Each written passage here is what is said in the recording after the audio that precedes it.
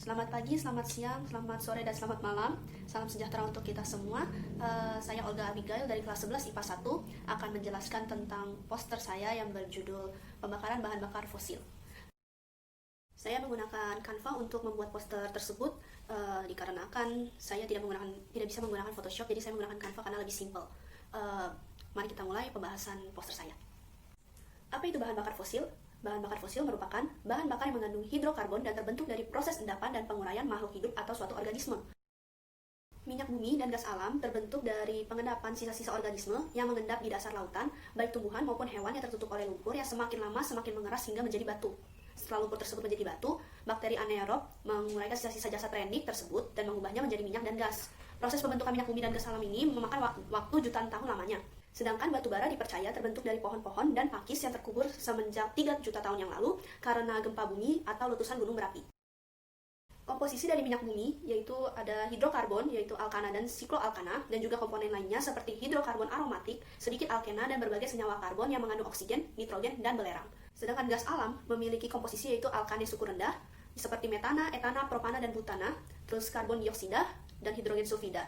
Ada pula beberapa sumber gas yang mengandung helium, sedangkan batu bara memiliki komposisi hidrokarbon suku tinggi dan belerang. Sekarang kita akan masuk ke dalam pengolahan minyak bumi. Pada dasarnya pengolahan minyak bumi ini digunakan untuk memurnikan minyak mentah.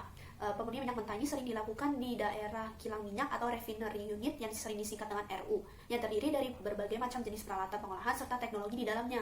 Proses pengolahan akan menghasilkan berbagai jenis produk bahan bakar maupun produk setengah jadi. Untuk pengolahan gas alam itu dihasilkan dari sumur-sumur bor, kemudian dicairkan agar mudah dibawa, kemudian diolah menjadi bahan dasar industri, bahan bakar rumah tangga, dan juga pemanas ruangan pada musim dingin, dan lain-lain. Yang pertama, bahan bakar kendaraan bermotor dan industri. Kendaraan bermotor menggunakan bensin, solar, aftur sebagai energi penggeraknya. Bahan-bahan tersebut merupakan hasil olahan dari minyak bumi, sedangkan gas alam sangat berperan sebagai bahan dasar dari berbagai jenis industri. Yang kedua, bahan dasar dari plastik. Plastik merupakan salah satu benda yang sangat sering digunakan dalam kehidupan sehari-hari. Plastik sendiri merupakan hasil olahan dari batu bara loh. Yang ketiga, gas dan minyak tanah untuk memasak. Gas yang digunakan dalam memasak biasanya adalah gas LPG yang terbuat dari minyak bumi atau gas alam yang dicairkan. Sedangkan minyak tanah berasal dari olahan minyak bumi. Yang keempat, pembangkit listrik. Selain menggunakan PLTA, Indonesia juga menggunakan batu bara untuk membangkitkan listrik. Selain itu, olahan minyak bumi seperti resin digunakan dalam pembangkit listrik tenaga surya, meski bukan menjadi komponen utamanya. Yang kelima, minyak bumi sebagai bahan dasar tekstil. Komponen dari minyak bumi dapat digunakan sebagai bahan serat seperti rayon, polyester, nilon, dan bahan tekstil sintetis lainnya.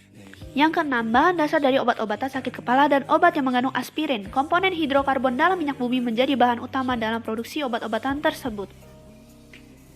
Yang pertama, hujan asam. Hujan asam merupakan hujan yang mengandung asam sulfat dan asam nitrat yang dapat menimbulkan kerusakan hutan, matinya biota laut, dan kerusakan bangunan. Yang kedua, pemanasan global yang akan berdampak pada iklim dunia. Yang ketiga, efek rumah kaca. Yang keempat, pencemaran air akibat adanya tangki yang bocor di tengah laut dan pencemaran laut akibat banyaknya sampah plastik yang dibuang ke laut sehingga membuat banyak biota laut mati mengenaskan. Yang kelima, pencemaran udara akibat meningkatnya jumlah karbon dioksida, karbon monoksida, asam sulfit, asam sulfat, oksida nitrogen, dan juga timbul. Yang keenam, ada gangguan pernapasan akibat karbon monoksida. Selain gangguan pernapasan, karbon monoksida dapat menimbulkan rasa sakit pada mata. Ada juga asap kabut yang dapat mengurangi daya pandang dan iritasi saluran pernapasan.